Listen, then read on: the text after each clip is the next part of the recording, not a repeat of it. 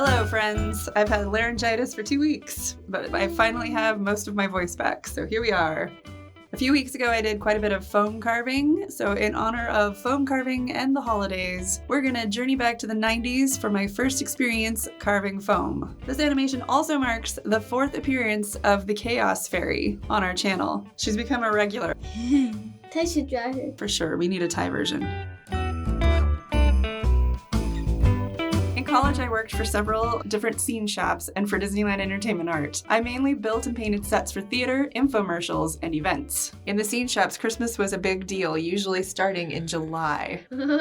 Many a summer was spent in a multitude of massive warehouses surrounded by Christmas trees and snow. You truly haven't lived until you've spent 3 weeks straight troubleshooting twinkle lights on hundreds of artificial trees in 100-degree weather.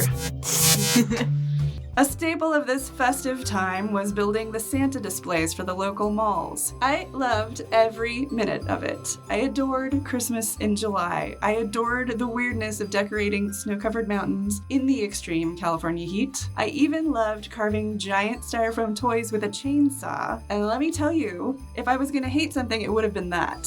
We all know that bead foam can make a giant mess. Like if you get something that comes in styrofoam packaging and you accidentally break a chunk off, you get all those little balls that go everywhere and stick to everything with the static electricity.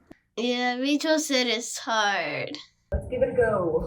No, it wasn't long before I realized that cutting styrofoam was actual hell on earth.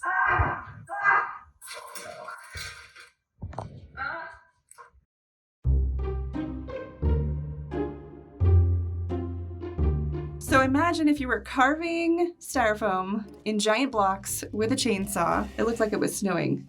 Styrofoam everywhere, just thrown around everywhere. We made this plastic tent that was to try to contain the styrofoam blizzard. And then we would sculpt in there with chainsaws. So now imagine all of those little styrofoam balls, which stick to everything anyway, sticking to your sweat and insulating you and keeping you nice and toasty warm in the already super duper warm. Oh, and also you're wearing a rubber respirator because you don't want to die. Then, every November, I would spend several weeks installing these massive displays in fun-filled overnight load-ins. I was always on the paint crew, so we would pack up our brushes and sponges and all of our paint colors and 5-gallon buckets of water to wash out our brushes because, for some reason, malls don't want us washing our painty brushes in their restroom sinks. Yeah. That checks out.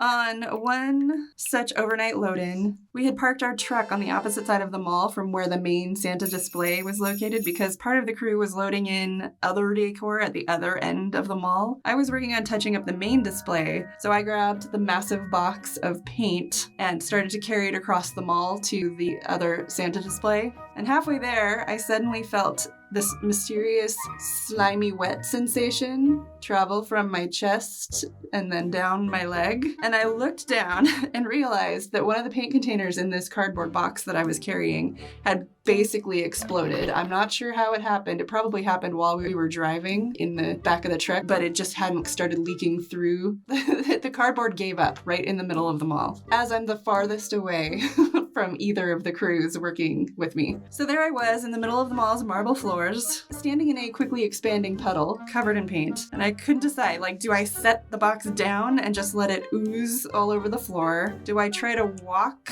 to where I'm supposed to be going in my paint-covered shoes? Do I track paint through half of the mall? So I'm standing there frozen in indecision. So I stood there with paint dripping off of me, screaming for help for what seemed like forever, until finally a crew member happened to walk by. Need a hand?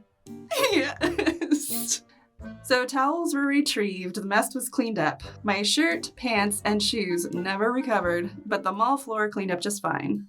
Side note, this was the specific color of paint that every person on our paint crew had spilled during the build. Somehow, of all the 40-plus colors that we were using on this set, this one color had been spilled 6 times. No other colors had been spilled prior to my little mall adventure. Apparently, the Chaos Fairy loves butter yellow.